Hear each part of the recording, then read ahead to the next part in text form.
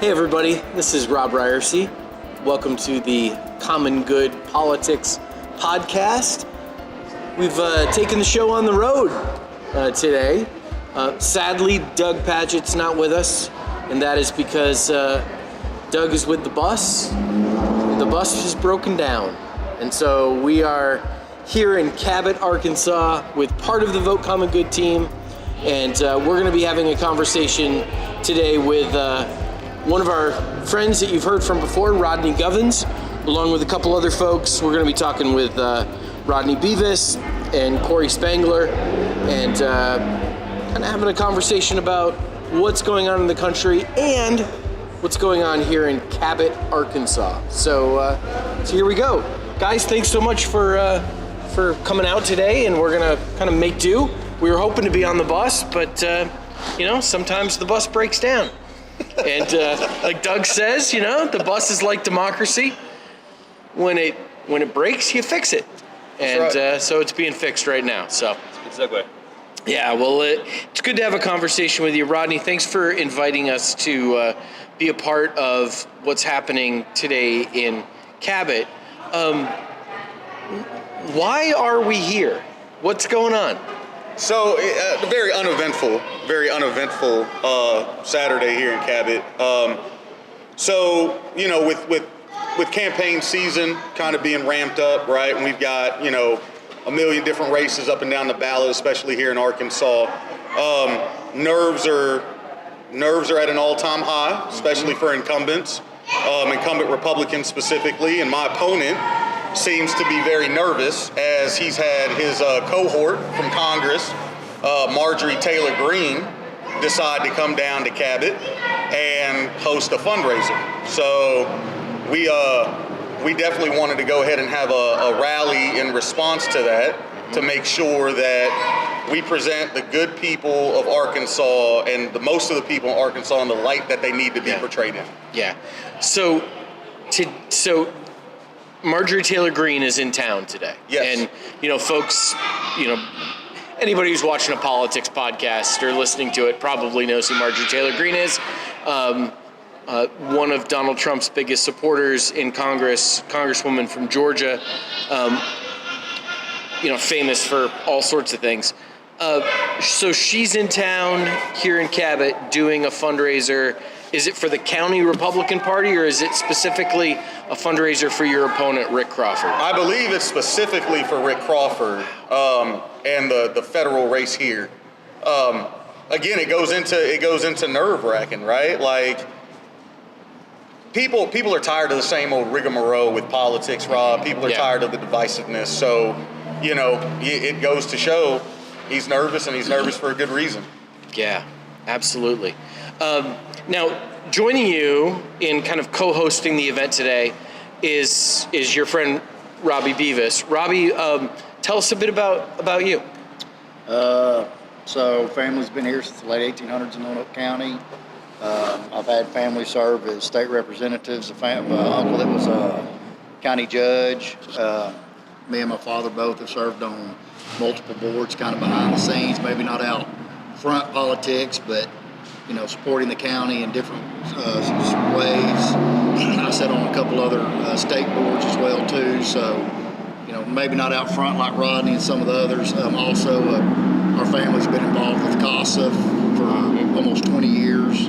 I've been an advocate since 17, so very involved in the community, and just want to show up, support Rodney in this. Yep. And just, like I said, he's Democrat, I'm Republican, but we're just trying to show that we can all come together and still get along. Yeah. And do we agree every day? No. We can shake hands and be friends at the end of the night. Yeah. So, Robby, what is it about the politics of Marjorie Taylor Greene that, would cause you to want to do something with Rodney? Like, as a Republican, what is it about her politics that's bothersome to you? Honestly, I don't even know what our politics are, but I do know what Rodney's are. And like I was saying, we may not agree on everything, but we agree on the big things. And I think that's the important ones. You find who you are as a person and you stand on those things. And as long as they don't go against your values and your morals, everything else can be negotiable. Yeah. And it worked out on the backside. But I don't turn on the news. I don't watch the news. I'm so tired of what you can and can't believe. So when it comes down to the wire, I'll look and do my research on who I'm going to vote for, and really don't even turn on the national politics to see what that rat race they're screaming and not screaming and who's what. It gets old. Yep. So Rodney, the rally this evening in a couple hours is called a Rally for Decency. What do you mean by that? So, politics has become so divisive, and we politicize everything. And I never understood some of the things that we politicize, how we've gotten to this point. Now, perfect example is, police abusing, the system, right? Qualified immunity, and the police brutality that we see almost on, I would say, a weekly basis, if not a daily basis at this point. That shouldn't be a political issue. Right. That should not be a Democrat versus Republican issue. That should be we have a problem in the police force that we need to figure out a way to fix. Right? Now, we can disagree on how to fix it, but we definitely should all agree that there's a problem that we need to fix. It's the same thing when it comes to the Veterans Administration. It's the same thing when it comes to our military budget. It is the same thing when it comes to almost every real issue that Americans have. Yes, I feel that way about climate change. How is this a politicized issue? How is this a partisan issue? It's crazy. It's just amazing to me that things that we have in our society, things that we should have agreed on decades ago, are coming back to the forefront in a political manner. And I think it's just indecent to do so. Yeah. So I'm interested in kind of contrasting the divisiveness that you talked about with this idea of decency. Like what is it about that word that captures what you think we need in our politics? Well, so unlike my friend here, Robby Bevis, I kind of do pay attention to statements and what people say, and especially on the political level, because these are our elected leaders. And when you have a congressional representative that talks about Jewish space lasers and talks about QAnon conspiracy theories, there's something that at the core is wrong. And there's nothing decent about that. You have to be able to live next to your neighbors. And neighbors in America come across all different shapes, sizes, backgrounds, religious beliefs, gender identities, everything. And at the end of the day, we're all Americans. We all should be paying taxes and being gainfully employed. That should be the ultimate goal. That's our neighbors, right? Jewish space lasers should never come up. Okay, and I keep bringing that up because that's not a thing. It's not a thing. That's the most salacious thing I've ever heard of, right? The QAnon conspiracy theories that she just continued to peddle for years and years and years, and all it did was create a rhetoric around and encourage violence around it, almost, where it was like, if you don't agree with me, then you're not American. You're not a patriot. Yeah. Well, I disagree with that. I'm a veteran. I served my country from 01 to 05. I served in Iraq from 03 to 04. I know I'm patriotic and I love this country, but that does not mean that I can't sit back and criticize my country when I know something's wrong too. Yeah. So I think from a decency perspective, we can have conversations and we can love our neighbors just like we love ourselves, and we can do the most humane thing and work together and find solutions. And that's what this rally tonight is all about. Yeah, that's great. CorEy, I want to kind of bring you into the conversation because you probably have a real interesting perspective as both a Cabot City Council person and the chair of the Democratic Party here in the area. What are your thoughts about like a nationally known political person like Marjorie Taylor Greene coming to Cabot, and how is that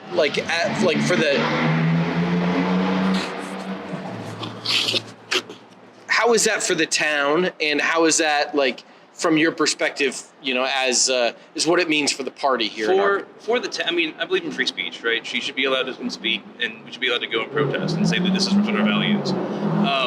For the party, her coming was actually a boon because we got a lot of notoriety for it, for our protests, and for the stuff that Thomas was organizing down there. So for the party, it was good. For the city, I mean, she doesn't represent us. She doesn't represent our town or our values. She represents a faction within that party that invited her to come to the town. You know what I mean? So, I'm not going to say that it hurts the town or it makes us look bad, but sure. It's frustrating. It's just frustrating.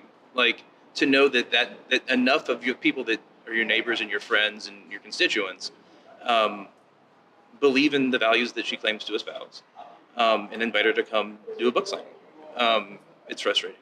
But yeah, like I said, it did provide a lot of visibility for the party. So, lemons out of lemonade or whatever. Wait, the reverse. No, I like lemons out of lemonade. That's good. I like it. Rodney, you, as you think about this idea of divisiveness, really want to emphasize the kinds of things that bring people together across the political spectrum, the party spectrum, those kinds of things. And you and Robby are a good example of that because of your shared commitment and involvement with CASA. Tell folks about that and what CASA is and what your involvement looks like. Yeah, I wore the shirt on purpose today, right? So court-appointed special advocates, we represent children's best interests and the children in family court. Robby started around the same time that I did in 2017, and it's the best job I never got paid for. I like making sure that everybody understands that is a volunteer role, right? And there's a lot of power in that because you get to impact a child's life, a child that has no voice in most cases. We're talking about kids in foster care, right? These are the kids that everybody knows that we have these kids that are sitting in society, and we have way too little homes to take care of them, and way too many kids in the system. So being able to work with these kids and then being able to, have Robby work alongside me, that's a huge thing, and that's a big thing that we definitely bonded over, and I think we both care deeply about. Yeah. Robby, how did you get involved with CASA? And why was that something you wanted to do? My mother was on the original board that hired the first director we had. So that's why I'm saying back 20 years ago, we have been involved.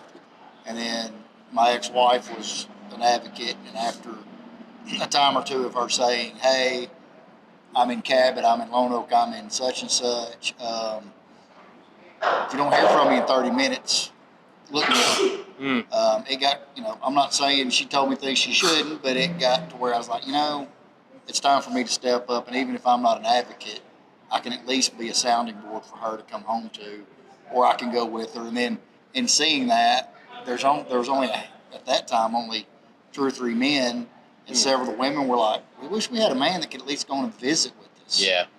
And so it was more, I hate to say a security role too, but just to be there for some of these other women to support them in going into not so the best situations, to pair with them to give them security and comfort. And, the fact of just, where are these kids' voices, no matter, I've got cases that I've had 3 and 4 different DHS workers because the turnover's so high. Yep. They've got a stack of papers this high of numbers. The kids become, and I'd like to say be aggravated at them, but how can you be aggravated? Someone's got a stack. Yep. They do the best they can with what they have. Yep. They're underpaid and overworked. So at least we're there for that child through the whole system. Yep.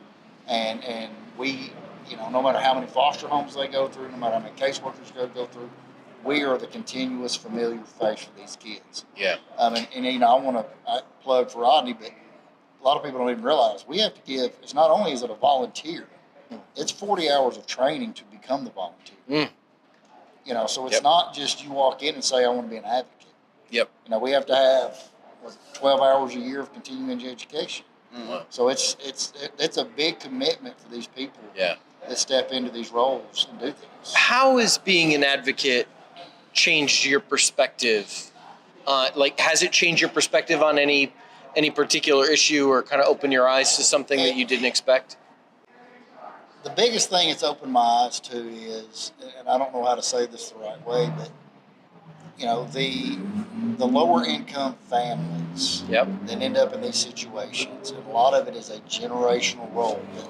Yep. What I find saddening, and me and Rodney's talked about, is some of these people aren't doing anything different than some of the affluent people. Yep. And I don't want to say Yeah. be told on, but it's Rodney Govens. He may have yelled at his kids, but there's nothing going on behind closed doors. Yep. And the affluent people don't get looked at as the same as the lower income people. And it breaks my heart because it's just so sad to see some these situations. Now, granted, affluent, they don't have holes in the floor and they've got decent cars and they've got the money to take care of their families, but sometimes the psychological damage that are being done to these kids isn't any different. Yeah.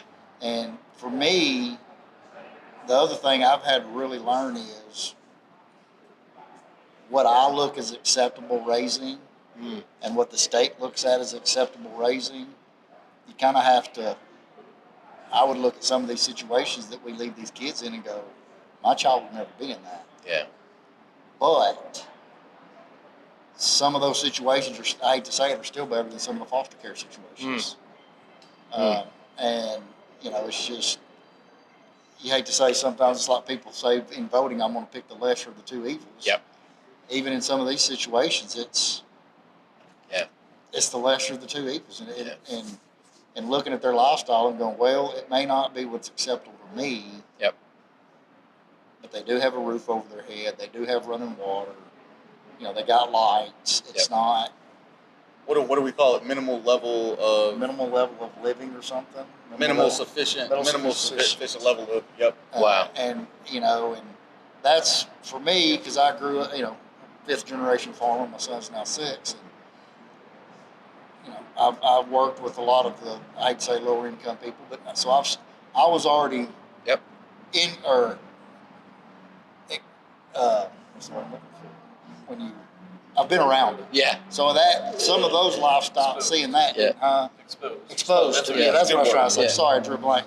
But I've been exposed to some of that. So and just I'm sorry, farming communities are generally the a lot of the poor communities. They're not affluent and a lot of money, and so I've seen that. So some of that wasn't.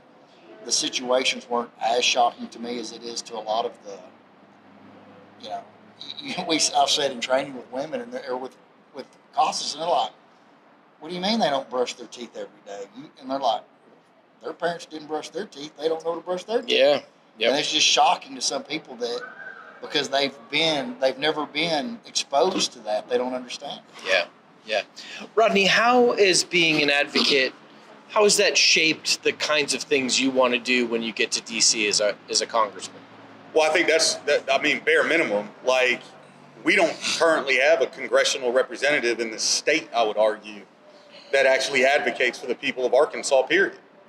And when I say advocate, I mean, we've got Helena, West Helena in the 1st Congressional District went without water 3 times this year. Yep. We've got a congressional representative that could easily go down to Helena, West Helena anytime, see the situation for himself, and figure out a way to get some of that grant money available through the water subcommittee, but he's not doing that. We've got 3 other congressional representatives that decide to go behind closed doors to try to define and redesignate a national river against the wishes of the people. That's not advocacy. That's not representation. When I go and I advocate for my kids, I got to get them what they need first and foremost. And sometimes what they need is what they want. And I'll give you a quick story. I had a kid, Robby, he had a gang tattoo when he was 13 years old before I got the case. DHS fought me tooth and nail. He comes out of the Department of Youth Services, had some serious charges, but he wanted to play basketball. Travel ball, AAU. He made the team. You're traveling around, you're going to go play in North Little Rock where the rival gangs go to those games. They see that tattoo. It is what the kids call on site, is what the kids say. And that means immediately we have a problem and there will be violence. Yep. He did not like feel a safe. Saline County GOP meeting. Yeah. Just like a good old Saline County Republican Party meeting, right? But he has this tattoo. There's some folks like watching from, I don't know, Wisconsin that are like, what? Just Google it and go to video, and right. you will see. Folded like fresh laundry. But I digress. Yes. They see the tattoo and it's on site. It is a problem, and he's now with a foster family, so it's not just a problem for him. Yeah. It's also a problem for the foster family. And the DHS caseworker at the time, no names, you know, but she wanted to argue that he doesn't need any work done. He could just put makeup on. He's playing basketball. He's going to sweat it off. Yeah, and a 13, 14-year-old kid wearing makeup? Now he's 15, and he's got makeup on his arm. And he's playing competitive AAU basketball. Yeah. There is absolutely no way this is going to work out. Yeah. So I argued in court to get that tattoo covered up. That is advocacy. Yeah. That is what advocacy looks like. When you doing the right thing against all odds for the betterment of your people. Yep. That is taking a stand. Yep. And that's what we need. My whole goal today is just to get you spun up and going. I'm 3 Red Bulls in, right? Yeah, that's right. Come on. So let's compare that to your opponent, Rick Crawford, who is currently suing the federal government. Not for other people in need. No. I'm going to correct you. He's not suing the federal government. Okay. Bro. He's suing the United States taxpayer. Okay. He's suing us. He's suing every single person that pays taxes in this country. Because as a congressman, he believes that his pay should be increased according to the cost of living increases, and he is suing the government, parenthetically the taxpayers, for back pay that he did not receive since he's been in Congress, and his $170,000 salary has not increased. 174. Yeah. So he's advocating for him getting back pay. But let's put this in context. Yeah. Because I'm a very common sense guy. Yep. I'm not a rocket scientist, right? So Rick Crawford decided to vote against the PAC Act, right? Which allowed especially the Vietnam era veterans to finally go get their benefits for being exposed to Agent Orange. He votes against that.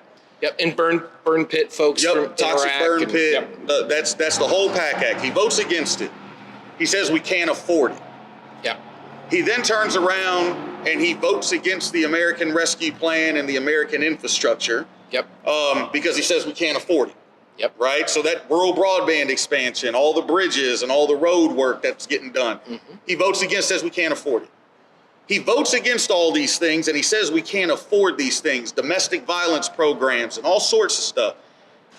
Well, if we can't afford all this stuff over here, how in the world can I afford to pay you back pay and give you a pay raise above $200,000 a year? That just doesn't compute to me. If you're going to vote no on things, then you can't turn around and try to say that you're not getting paid enough. You're not advocating for people anymore. You're advocating for your own pockets. And that's what's wrong with politics today. That's why people like Robby turn the news off. Yeah, absolutely. And I don't see Rick Crawford advocating and introducing legislation to increase the federal minimum wage. Of course not. Which is $7.50. And has been for, 15, 20 years? Yeah. Cost of living continues to go up. Federal minimum wage continues to stay the same. And his excuse is, companies and corporations can't afford it. Well, but he's suing the federal government for back pay because he thinks his salary should have been raised. Right.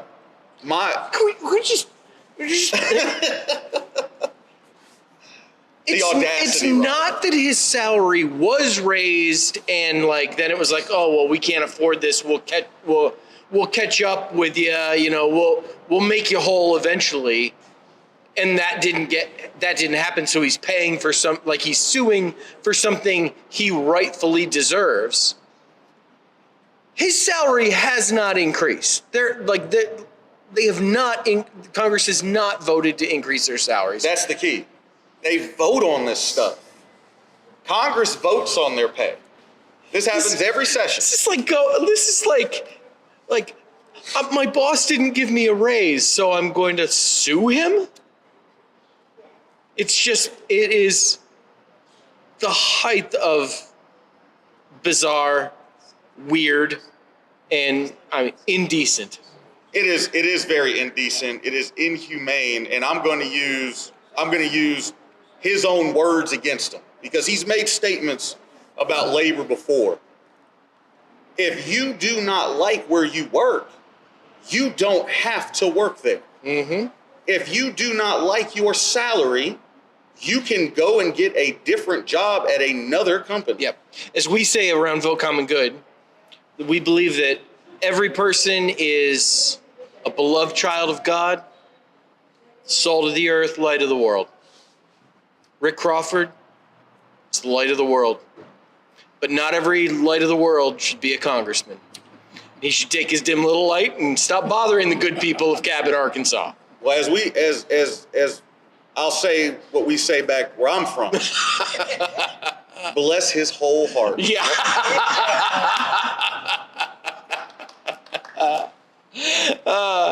Corey, as a taxpayer in Cabot, as someone who lives in his district, how does this strike you? What do you think about this? And in case people want to know why are we talking so much about this, it's because this is the only thing Rick Crawford has done since he's been in Congress, is sue the federal government for more money.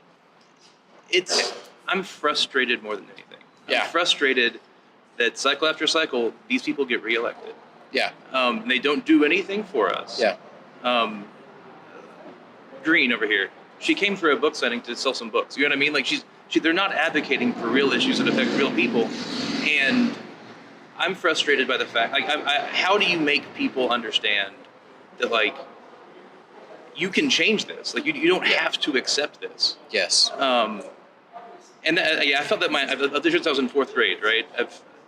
I've been a libertarian. I've come, I'm center left right now. Yeah. And I'm frustrated by how do we get these people to understand that they don't have to accept this? That you don't have to accept the crumbs of emotionally driven talking points to satisfy, what you think equates to change. You can have real leaders who care about real issues. It's not like I'm not mad. I'm not mad at him more than anything. I'm frustrated that we, the people, can change this, and we have. Yes. Yeah. And there's a lot of folks that the reason that they don't make those changes is because they're they've got an identity as a Republican that is just maybe it's a part of their religious identity, it's a part of their family identity. It's just kind of this is what we've always done kind of thing. One of the things that we talk about at Vote Common Good is an idea of exceptional candidates. That person who says, "Oh, I would never vote for a Democrat, but I would vote for Rodney." And that willingness to make an exception. An exceptional candidate is someone that a voter is willing to make an exception for. Rodney, how are you giving people that kind of permission structure? Maybe I should be asking Robby this, as a Republican who is supportive of a Democrat running for Congress. You want to take this? Because I'd love to hear both of you. I've got something to say about it, but I don't want to throw you completely Yeah, under the no, bus. you go first, Rodney, because we know Rodney will talk. I'm not going to say what, but there's been several coming to me asking me to run for a position. Against Rodney? No, a position. A local position. Because I think the two of you running against each other would be awesome. He's one that has kind of said, "Hey, I'll back you." And it's come around. It's like, Rodney, that's political suicide. He goes, but that's the exception. She goes, I don't care. I'm not. And that's why I personally hate parties. Yeah. I mean, you've got to align somewhere with something. But I'll vote for a person. Yep. I don't like the party side of it. Yep. I don't agree with either side a lot of times. But he told me, he said, what would it look like if when I win, a national congressman supporting a local Republican. Yeah. But that's where he's at. He's going to back the man that does the job. Yeah. He's going to vote for what's the right thing. It's not a Republican thing, a Democrat thing, an independent thing. It's what's the right thing. Yes. Well, And somewhere we have lost politics. What is the right thing? yeah. Well, yesterday Dick Cheney endorsed Kamala Harris. So these are crazy times we live in, right? And that, and that's Yeah. even. I'm going to change a little bit, but that's one thing that I've loved about Rodney is we sit down and have some hard race discussions. Yep. I'm a white heterosexual male in the South. Yep. That's not a very liked person anymore. and I'll never know what it is to be a black or African American. Mm-hmm. But if I don't sit down with somebody and have those hard conversations, Yep. I'll never know how to have sympathy or empathy with them. Yeah. Well said. So, I appreciate that I can ask him some probably off the wall questions sometimes, and he looks at me, really, that's what you're asking me. But I want to know. Yep. It's not a racist thing. I want to understand. Yeah. But we're good enough friends that we have those conversations. Yes. And he just kind of looks at me like, you're stupid, but let's go. I can't believe you asked me that. I can't believe you brought that up. Yeah. But that's part of the whole thing of decency. Yes. Of you supporting a Republican if I run for a race, and a white and a black male sitting down and having those hard core discussions of what is it like to be in those situations? Yep. What was it like to be back in South Carolina and get pulled over in a white neighborhood and say, well, what are you doing in this neighborhood? You're not supposed to be here. Yep.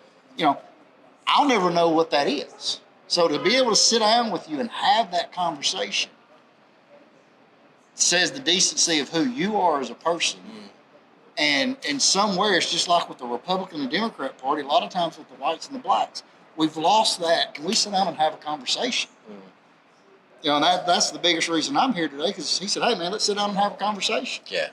So great. It's not a Republican Democrat thing. It's what is decency and what's best for the community. Yep. And let's sit down and talk. Yes. And everybody's got this school ground, you're going to play by my rules or I'm going to take my ball, go home politics. Yep. And we have lost bipartisan, what is best for the people. Yes.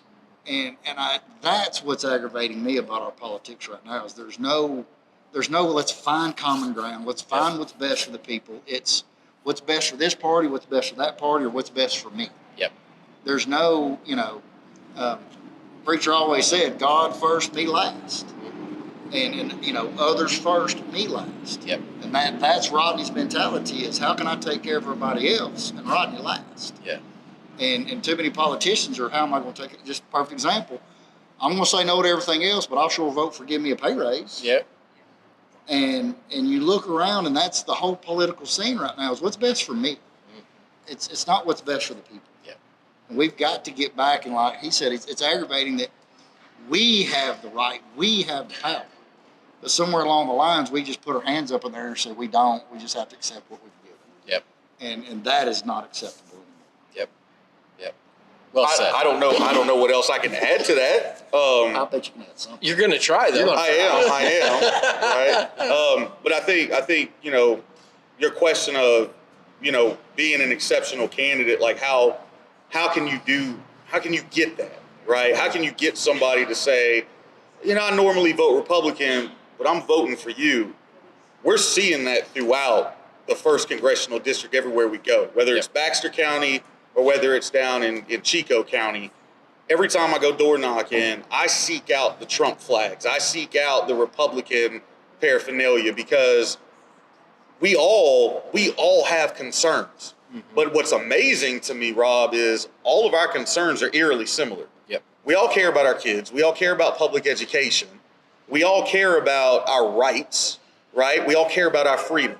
We do care about democracy. Every single person across the political spectrum. So let's have the conversation because, I'm running as a Democrat. But your stereotype of Democrats like, oh, you just want to take away all the guns. I don't want to take away anybody's guns. What I do want to have is a conversation about how we can stop what happened in Georgia to one of my good friends. Yep. Because one of my good friends was there, Matt Tanner. I don't want anybody to have to go through that. Yep. I know how I feel knowing that one of my good friends that I lifted weights with, that I did CrossFit competitions with, that I talk to almost on a daily basis. I know how I feel about knowing that he was in that situation, and that one of his best friends, the best man in his wedding, is no longer walking this earth. I know how I feel and how emotional I get about that. I can't imagine that continuing to be replicated. That touches me too personally. It's time that we just sit down and have a conversation on how we can fix that. Yep. Mississippi County is too large for that sheriff's department to guarantee a 5-second response time. Yep. You're going to need to be able to protect your family. I don't want to take everybody's guns away. But for crying out loud, a 14-year-old don't need an AR-15 either. Yep. Funny, we had a conversation about guns right before we came in, and I was talking about I work security at our church, and several of us do carry at church, and he looked at me and he said, "You carry at church?" He said, "That's the last place anybody should have a gun." I said, "You're right." I said, "But that's where we're at." But there's there have been churches shootings. and schools. These guys are not attacking police officers and military. They're going after the innocent. And that's the sad thing, is we're in a time to where we literally need security at churches and schools. Yeah. The last 2 places that should never even have to think about having a gun, you have to protect yourself even there. And it's sad, and like you said, it's not about. I agree with him. We don't need to take guns away from people, but there are certain rights and certain things that should be put into place to protect these people and to protect each individual. Yeah, for sure. I pulled some numbers for you to your point about bipartisanship. I was looking at this earlier today. 88% of the country believes in preventing people with mental illness from purchasing guns. 88% of the country. 88% of Republicans even. 79% of the country believes in increasing the minimum age to buy a gun to 21 years old. 79% of the country. 69% of Republicans. 66% of people support banning high-capacity rounds or magazines over 10 rounds, which I don't know if I agree with that, but 66% of the country does. You know what I mean? Yeah. And 64% of the country supports an assault weapons ban. Yeah. Like these are bipartisan issues. Yes, and there's so many things like that. That there's broad agreement. Yeah. Medicare for all. Now you're speaking my language. Yep. There's so many things like that where there's broad agreement, but we have a dysfunctional Congress that can't get stuff done because they put the whole government. Yeah. Well, we got all these special interests. All these special interests, and they're padding the pockets of these politicians. And once you get elected, you're sitting on 15 or 20 different paid board positions, and you definitely don't want to vote against your interests. Right, sitting on that board. Yeah. So we've got to remove the conflicts of interest from Congress and from the Senate and from the government overall. I mean, the U.S. Supreme Court at this point, for crying out loud, we got to have a conversation about. If I got to hear another story about an RV. Well, how can somebody get elected in a position that doesn't even has a very low net worth in their life? Yeah. And supposedly makes 100, and I'm not saying it's Rick, but just pick any of them. Yep. No, it's Rick. And you make, I'll round it to 200,000 for either a year, and you live, but yet when you get out of that political position, you're worth millions and billions. It makes you wonder, doesn't it? Where's that net worth? I know how net worth works. Yeah. Or at least I know how mine works. I had to work for it. I'm not privileged enough to put those two words together in the same sentence. I know what something's worth, and I know what a net is. I don't know what net worth means. You're gonna have to explain that to me. So, Rodney, I want to go back to something you said earlier. You talked about when you're out knocking on doors and talking with people, you go towards the houses that have the Trump flags. Yes. There's a fearlessness about you. Is that just how you're wired, or what's that about? The Army taught me something valuable, and growing up, I learned this too. Bullies are everywhere. Yep. But the one thing that a bully can't stand is confrontation. When you confront a bully and you break it down and you get them broken down, now all of a sudden we no longer have a bullying situation, we have a learning opportunity. Yeah. So a lot of times we see, and I'll use a house up in Harrison, Arkansas, because we all know where that is. Yep. There's a house in Harrison, Arkansas. It's right on Highway 65. And maybe for folks that don't know, okay, that are watching. For the folks in Wisconsin. Yep, right? for the folks in Wisconsin, you might not know that Harrison, Arkansas, which is in Rodney's district, is the most racist town in America. Allegedly. It's been labeled that. Yep. The most racist town in America. It has a very racist history. Yep. There's also an active sign on Highway 65, White Pride Radio. Yep. Which is owned and operated by Thomas Robb and Jason Robb, his son. Yep. And no relation. They own that. No relation at all to Robb Ryerse. But Thomas Robb owns the actual billboard and land around it. Yep. So that sign's not going anywhere. Yep. Yep. And when you drive up Highway 65 on your way to Branson, Missouri, which is what most folks, use that highway for, and you pass through, you see that sign, and you can react in a million different ways, Rob. Yep. I look at it as it's a humbling sign for me, but it's also an opportunity. Yeah. So I interrupted you. You're headed to a house in Harrison. Yep. I'm headed to the house in Harrison, and that sign is a perfect segue into it. You've got these flags, and the Trump flags, and it's got all sorts of racial epithets, and they've got a couple cuss words about Joe and Kamala, and I stopped there. Obviously, you got something to say, and you feel like you need to be heard. Let me hear you out. So I stopped there, and I'm bringing one of my push cards up, and I knock on the door, and this guy looks like he had never seen somebody at his doorstep a day in his life. And he says, "Can I help you?" Well, I'm 260 pounds, so I hope he addressed me properly, right? I can be a little intimidating, I guess, physically, right? But I told him, I introduced myself. I said, "I'm running for Congress for this area. I wanted to come by and introduce myself." So, "You run as a Republican or a Democrat?" "I'm running as a Democrat." He said, "Well, I don't think we have much to talk about." I said, "I'm looking around. I think we do." I said, "Just give me one thing that you're like, I need to know that my representative cares about this issue." And he said, "Well, I'm pro-life." And I looked at him and I said, "I'm willing to bet you I'm more pro-life than you are." And we had a conversation around CASA and foster care. Yep. And I gave him the numbers: 4,400 kids in foster care, 1,700 approved homes in the state of Arkansas. He never fostered, nor adopted, nor volunteered his time. So I said, "See?" And I showed him my CASA badge. "I'm more pro-life than you." And that man gave me a bottle of water. He took my push card and he said, "I wish you the best of luck. You just earned my vote." That's why I go. You can say I'm a glutton for punishment, but it's through those kinds of conversations that you do make the equitable change in society. Yeah. Rodney, I want you to be in Congress so bad.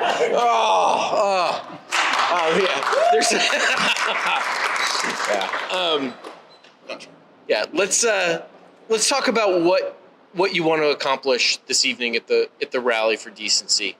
Folks have been invited. There's going to be a DJ. There's going to be some food trucks. There's going to be some speakers, and we'll have a good time. But it's more than just having a good time. There's a message you'd like to send about who you are, who you believe the people of Cabot are, who you believe the people of Arkansas and the country are and should be. I think Cabot represents most of America, in all honesty. Yeah. We're not in a metro area. We're far enough away from Little Rock that we have our little town, but we're big enough that we got a Chick-fil-A. So I think that's highly representative of America, where we're far enough away, but we're close enough. Mm-hmm. And I think the people in Cabot are very unique, and I think we have more in common than even we believe to be true. And I think that once we get together and we just have conversations similar to some of the conversations me and Brock. I still can't believe you talked about that, but Yep. if we have these conversations, Yes. because it's coming from a good place, I imagine this world and how much better it'll be when we leave it. Yeah. If we can continue those kinds of conversations, and that's what I hope to gain through tonight. Yeah. Bringing a diverse group of people together, the diversity here in Cabot, coming together for just one common cause.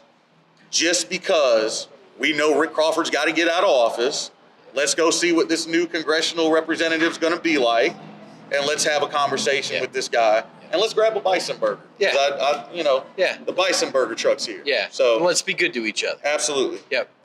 Regardless of party, regardless of all the other things, we can be good to each other. Regardless of race, Yeah. party, economic background, Yeah. right? I don't have a book signing, so I'm not charging anybody any money.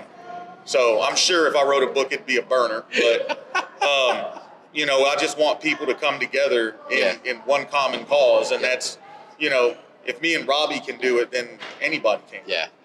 Rodney, how can people find you? They want to follow along. They want to, even more importantly, donate to your campaign. How can they find you? So first and foremost, the website, rodneyforcongress.org. That's RODNEYFORCONGRESS.org. You can follow us on all the social medias, Rodney for Congress. We're on Twitter or X or whatever Elon's calling it today. We're on Instagram, Threads, TikTok. I don't dance though, so don't look for that. Facebook, of course. And we have Act Blue and Good Change as our fundraising platforms digitally. And of course, when you visit our website, we take the old-fashioned checks too. But the biggest thing is get out and vote. And get your friends to go vote. Because as Councilman CorEy Spangler said, we literally have the power to change and make it the way we want it to be. All we got to do is go do it. Yep. That's the biggest thing that I want everybody to understand about our campaign. Yeah. CorEy, Robby, Rodney, thank you so much. Thank you. Thank you. Appreciate it.